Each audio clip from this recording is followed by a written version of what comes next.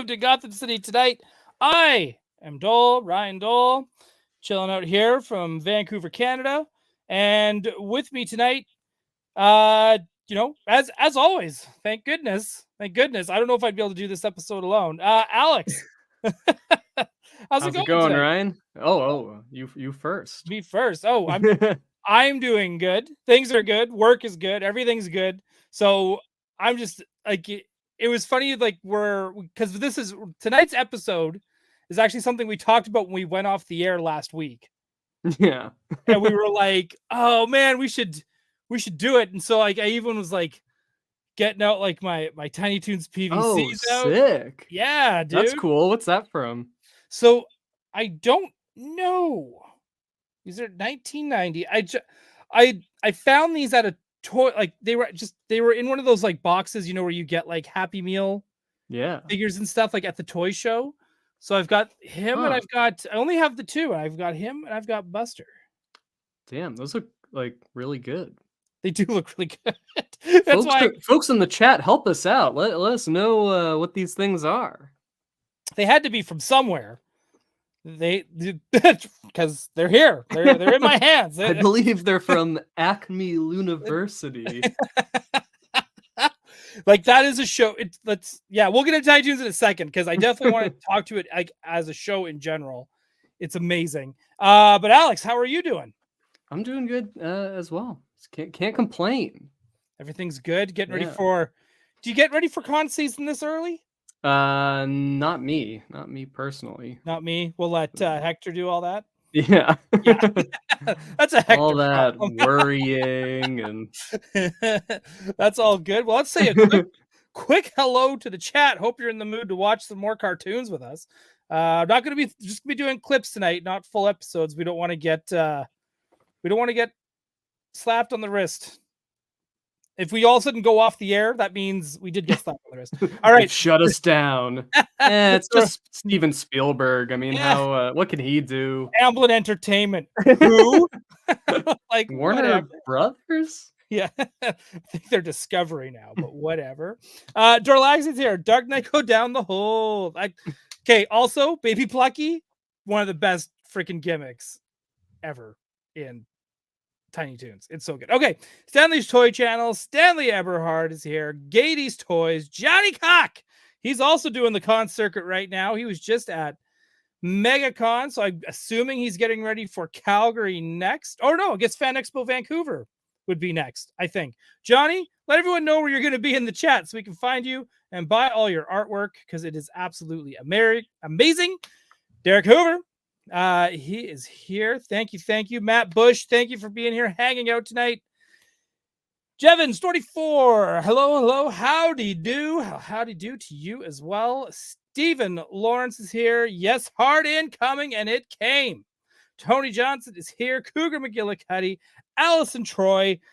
She's got some awesome stuff coming up on her channel, so please go check that out and subscribe.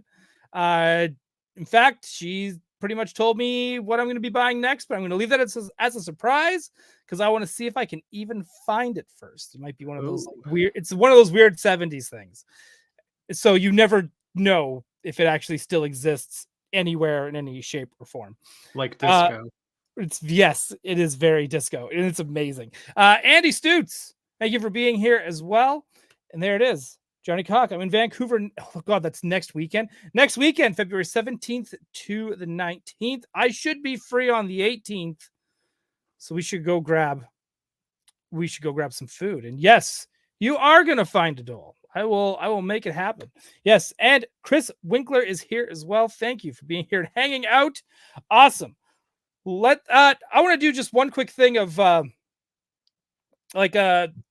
damn you, Alex. I'm going to start a new segment called Damn You, Alex. Yeah. So I showed this off on Toy Anxiety. I took her out today. Hell yeah. So this is the greatest not Wonder Woman action figure of all time. She's amazing. This is so let's good. Have them fight. Oh, hang on. Let me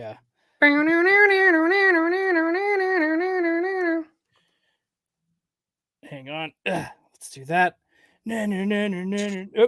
Out of the way. There we go. Wait. Uh, Call us, Warner Brothers. call us. We can. We Got your will. next Wonder Woman movie right here. Right. Wonder Woman 2, and it's because there's 2 of them. We would be amazing fight coordinators. That's all I'm saying. You saw it here. This was just a taste of what we can bring you, James Gunn. Let us know. I know Supergirl hasn't started filming yet. We are your guys. Not gonna lie. Not gonna lie. But this figure is so good. Don't sleep on it. Do not sleep on it. It is such a great figure. Right? The Power face Princess. is so good. I feel like it's so lifelike. It's so good. And even like she's tall too. Have you put her up like she's taller than like she's Rogue Wonder and Woman. Yeah. She's Wonder Woman. They Come made her on. an Amazon. It's so so good. Oh, I see quips here. Shiny plastic people. Right? Thank you, Allison. There we go. That's her channel. Alice Troy, Retro Toy Princess. Go check it out. It'll be amazing. Hang on. Stanley's asking a great question. Stanley Everhart. How can Marvel get away with this if she is so close to Wonder Woman? Well, guess what? She's wearing black.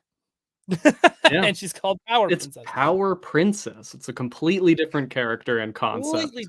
Right? The and DC has their own version of the Avengers as well. They're called the Justice League. Ho! Ooh, no. What is it? It was Batman. It was the early 2000s. It was the Batman Superman book, Jeff Loeb. And they fought a version of the Ultimates. Well, that happens in the Authority, right? No, this was pre-Ultimates. Sorry, it was Mark Millar and Frank Quitely doing the Ultimates kind of before the Ultimates. Right. So it was like they've always been kind of like taking little nods to each other back and forth, and the Squadron Supreme always kind of shows up and hassles the Avengers every now and again. But I guess it falls under some sort of like, I think there's a parody law that kind of goes into some of this because you've got, what are their, well, I'm totally blanking. I could picture everybody. What are their damn names again? Well, when they both have Captain Marvels, it's a Wild West. Do. They do. There's probably some trade-off, right? It's like okay, we'll let you call your guy Captain Marvel, but we get to rip off Wonder Woman. I need to find someone who is in comic book law. That's like Matt Murdock, or She-Hulk. She-Hulk, both. How come they don't have lawyers in DC? Okay, Hyperion, which is their Superman. There's Dr. Spectrum, which is their Green Lantern. Nighthawk, which is their Batman, and the Blur, which is great name. First off, I would name a band Blur if I could. And he's their version of the Flash. I always should have brought like was it Whizzer out of retirement. Yep. That's another one too, right? Had their own speedster and all that. Whenever Squadron Supreme shows up though, like I love Hyperion's look with that big wrestler belt and the nuclear symbol in the middle. And, right. Dr. Spectrum. He uses light. It's so good. I love those guys. I'm really happy that I got that. They show up in the Ultimates comics, right? And they're like they're like total loser. They're just like wannabe fanboy, like random people in homemade costumes. They deserve better. I like even like the box art, the Ed McGuinness box art that they used. It was really, really good. I like this. Derek Hoover. I only know Bird Law. Birdman Law? Birdman Law? Right? Eterniate Law? Yeah. Eternia Law. Where's Lawyer? Right? Oh, dang. Where's he at? Lawyer. He works for Mattel. He covers all the bases. Ask Spectre Creative how that's going, I think, right now. I think he got taken down for copyrights. I'm so out of the loop with everything that I finally saw it, I think, in the YHS Discord, and people were like, he's gone. And I'm like, what? I'm He reading poached this, a and I'm like, bear. what happened? They're like, I don't know. It says copyrights. All right. Well, I guess that's that. Well, hopefully he comes back or whatever. I don't know. I'm not subscribed or watch his channel, but if it's great, I hope he comes back. That's all I got to say. All right. Let's get into it. Let's talk about Tiny Toons. This is Tiny Toons. Correct me if I'm wrong during any of this, Alex, as I do a quick mental refresh of this. When Disney Afternoon started, this was Disney Afternoon, Gummy Bear specifically, was Disney's kind of like, hey, let's bring our quality of animation to Saturday mornings. And then from there, it was like, hey, let's do DuckTales. Both shows ended up doing gangbusters, leading to the whole Disney Afternoon with Rich Spindales, Rescue Rangers, Tailspin, Darkwing Duck, Goof Troop, and so on. Yeah. Like, need we say more? Yeah, right. Those are let's face it, the ones I named, those are like the top tier. You just need Goof Troop, really. I loved Goof Troop. So good. It's so good. And here's another thing. Goofy movie is one of the best movies of all time. And the Extreme Goofy movie, also incredible. Both like Pauly Shore. Come on. Yeah. The so cheese. Good. So good. The Leaning Tower of Cheesa. Come on. It's so good. And so Warner Brothers, of course, seeing these are the days I miss when it used to be Warner Brothers versus Disney. Now it's kind of like everybody versus Disney, but it's but that old rivalry of animation when it came to Disney and Warner Brothers, nothing beat it. And so sure enough, Disney Afternoon's taking off. Warner Brothers sees this and they go, fuck this. Let's get Steven Spielberg and let's start. He's going to run the animation studio. Let's give him the keys to the castle, executive producer on all this stuff. And sure enough, that's what happened. We got Tiny Toon Adventures. That was the first one to come out of it. They want to do something new, something young, something that's still like they still had not quite a passing of the torch, but because Bugs Bunny cartoons were already in replay on Saturday mornings, they wanted to do something similar but new. The next generation. I feel like we're swinging into a Secret Galaxy episode here. Like... Kind of, right? I feel like we kind of are. Maybe I should have had Dan Larson on tonight. Passing the torch to the next generation of Looney Tunes characters. It's pretty much Bugs Bunny, TNG.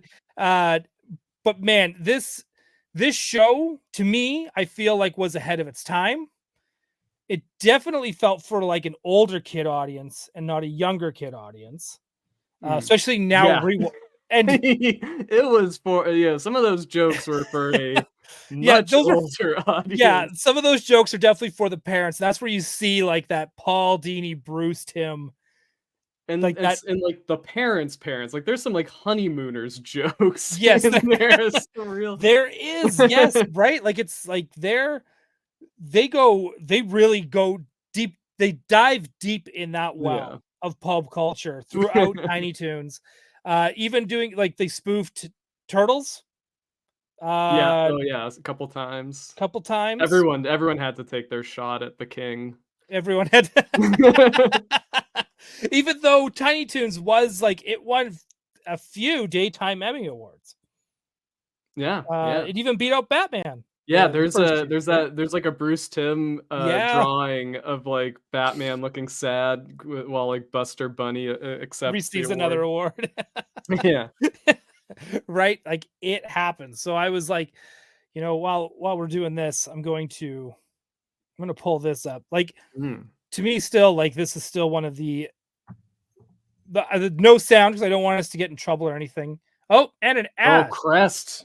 Look out. Here we go. I was hoping it was going to be Dana from StreamYard. She's my favorite ad because then I know I can skip it. But also she tells me some things that are very important. Oh my God, that looks so good, guys. Right after seeing a teeth brushing ad. Right. This whole like that shooting back of the shield and stuff. I'd always like animation studios worked on this and Batman the Animated Oh, Series. thank you. Yeah, Elmira. Gosh, you could tell here. Oh, you Oh, said Elvira? yeah, it's I said I do that every goddamn time. Yeah. Okay, hang on. We got to go back a couple steps here. All right. Casting voice direction. Andrea Romano. Yes. Right? Very again, she is the queen of voice casting and voice direction. There is nobody better. I was trying to see if there's any names that Frank Welker. Charlie Adler, Tress MacNeille. Yeah, a lot of the Goat. Again, big names. Rob Paulson. Bruce Timm. Bruce Timm. There we go. Right. Again, he's just one of those guys. It's just you're gonna find him kind of everywhere throughout this, because this is where him and Paul. I think him and Paul Dini met long before Tiny Toons, but this is definitely when they were pitching Batman Animated Series, was while they were working on Tiny Toons. I believe that is very much common knowledge, I think. And clearly started to establish their mutual Batman love. Yeah, you're a dork. I'm a dork too. Right? That's all of us. Very TMS, Tokyo Movie Shinsha. They did like Two-Face Part 1 and Clayface Part 2, and like some of the best animated episodes of Batman. And they only did the opening sequence for this. Oh, I think they did the Plucky Duck show episode, like the Return of Bat Duck. They did the entirety of that. I would get them to do everything. Again, there is like, hang on, there's one part here in the credits I want to really spotlight, because I think this might be a joke that's been hidden in the credits, which had me go, do they all have, look at all these production people. Gee, best. Someone named Robin. Is that a reference? Yeah. Christopher Keenan related to Gil Keenan. Nolan. Yeah, Christopher Nolan's here. Production assistant Christopher Nolan. That would be doing. Oh my god, that would be so funny. Tim Burton, Christopher Nolan, Zack Snyder. What is going on here? Animation service, right? Getting your own big page. It's a big deal. All right. Secret of quality animation. Lots of shadows. I love it. That has to be a joke, right? Yeah, it seems like. I mean, right? Like it's so it had me someone named Lots of Shadows walking around out there. It almost makes me think somebody got this as a note. Add more shadows, right? Or something. Like it's just when in doubt, black it out, as they say in comics. So now I kind of want to go back. I want to go through and just watch every credit sequence. Oh, see if there's always like a funny little thing. Just something that's for them, because clearly I don't think we were ever supposed to find this. Yeah. And it's just me doing my due diligence today that I was like, I just happened to be scrolling through because I wanted to see if there's any names that I recognized at all throughout this. Gene McCurdy. Gene McCurdy. Producer on Batman the Animated Series. Yep. And there's one more big one under production executives. Oh, Kathleen the Dream Team. Look at Frank Marshall. Congo's own Kathleen Kennedy and Frank Marshall. And to think we underestimated them this whole time. Like, no wonder Tiny Toons got taken off the air, everybody. Leave it to Kathleen Kennedy to ruin Tiny Toons. I did not know this at all. I did not know that they were involved. Nope, didn't have a. I always, but it makes sense. It's of course, Spielberg, and it's Spielberg, right? Executive producer. So it's like, of course, it makes absolute sense that she's part of that. I just always saw her as feature film. I did the opposite. I did the opposite of what people do, where it's just like, oh, you can't write for TV, you're a comic guy. You can't do live action, you're a cartoon guy. And here I am telling Kathleen Kennedy she can't do animation. You can't do televised animation. You're a movie woman. How dare you? And of course, and yet she the was greatest there the whole time. Yeah, the greatest of all time, right here, Amblin Entertainment. No, I just wanted to show that off. I thought that was all super, super interesting. This show had a lot of heavy hitters on the show, and it was absolutely bonkers. No, Bonkers was another show. Bonkers was another show. It was one of the lower tiers on Disney Afternoon. Tail end of Disney Afternoon. Do you know what would have made Bonkers better? Almost anything. Oh, yeah. I never even saw the show. Well, they tried to play it off like Roger Rabbit rules, where it was all animated, but they tried to tell us that the humans that were watching were live action. Like they were real people. But of course they'd still do squatch and stretch and bounce and whatever. So there was like a Toontown, and then Bonkers was a cop in like not Toontown. I know, so it's pretty much just Roger Rabbit. Kind of, or like I think it wanted to be a spiritual sequel, or maybe set in the same universe, but limited. I always kind of thought maybe they should have just did it live action with just Bonkers. That may have been the plan, maybe. Right? Here's Dorlaxian. The Crypt Keeper himself also voiced Buster in later episodes. Oh. That's really, really good. Right? I did not know that. Hang on, I'm just going to quickly go through here in the chat. Right? Oh, there's a compilation of credit gags and TV tropes. Of course there is. Why? Of course. Why didn't I think of that right off the get-go? Yeah. Allison Troy. I hear Kathleen Kennedy brought her woke agenda to Tiny Toons. That's what I heard too. That's what I heard too, right? Sweetie Pie Sweetie Pie was a boy, for those who don't know.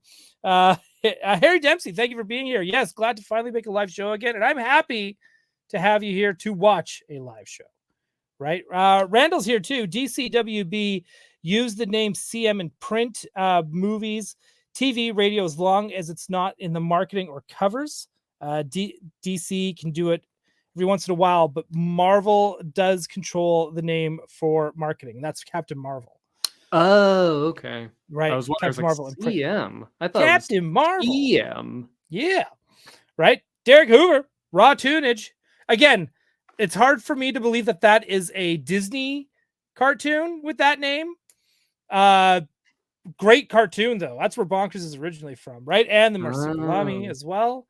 It was great because they did a bunch of like shorts, and I think Raw Tunage was actually their answer to Tiny Toons. Oh, right, because they were trying to be a little more edgy, a little more raw. Right, like it was good. I don't know.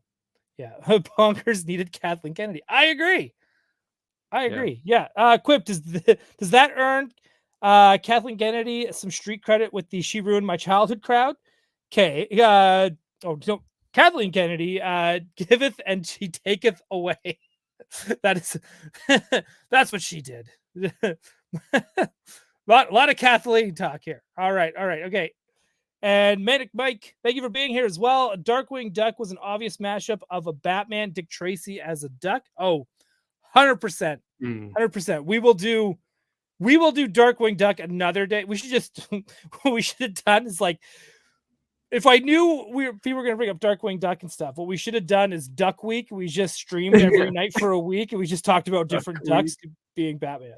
Famous ducks. And, I never really put the connection together before, but yeah, Darkwing Duck is probably a complete response to Bat Duck.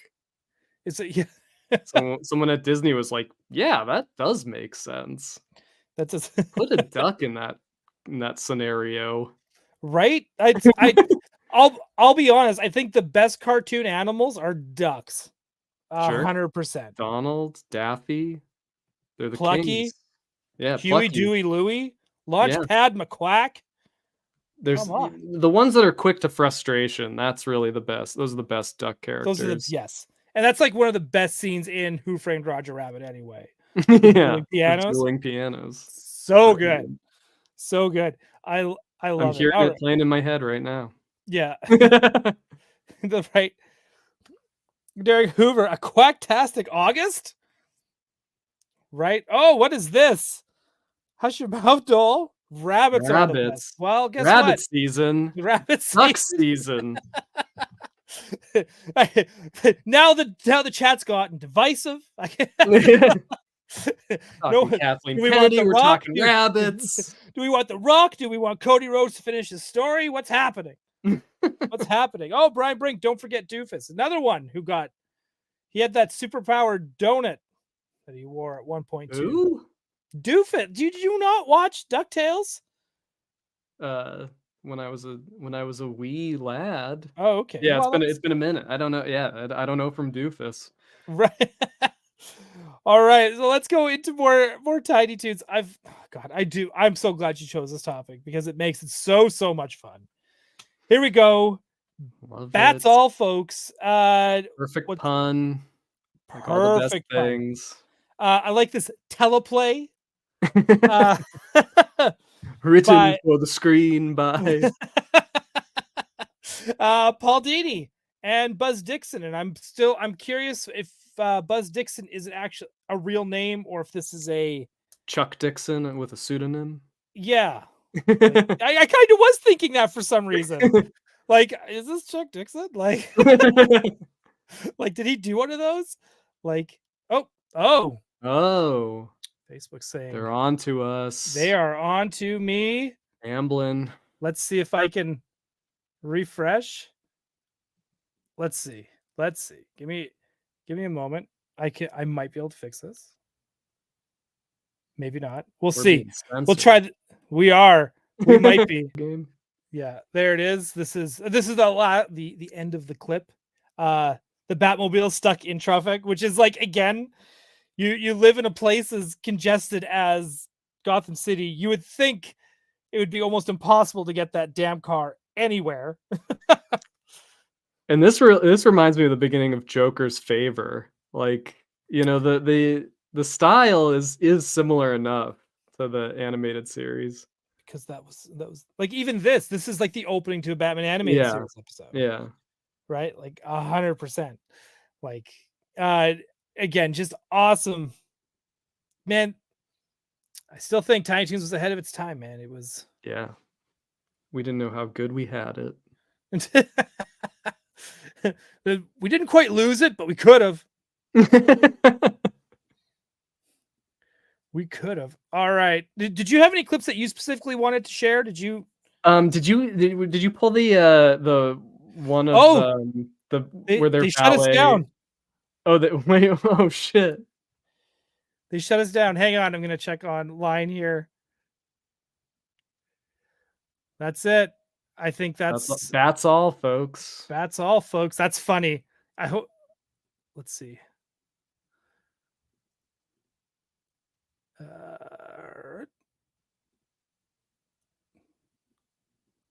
I should probably gotten an email saying, "Hey." Yeah. Where do you see? Oh yeah. Live copyright notice. Stream was interrupted. Damn. Wait, do you have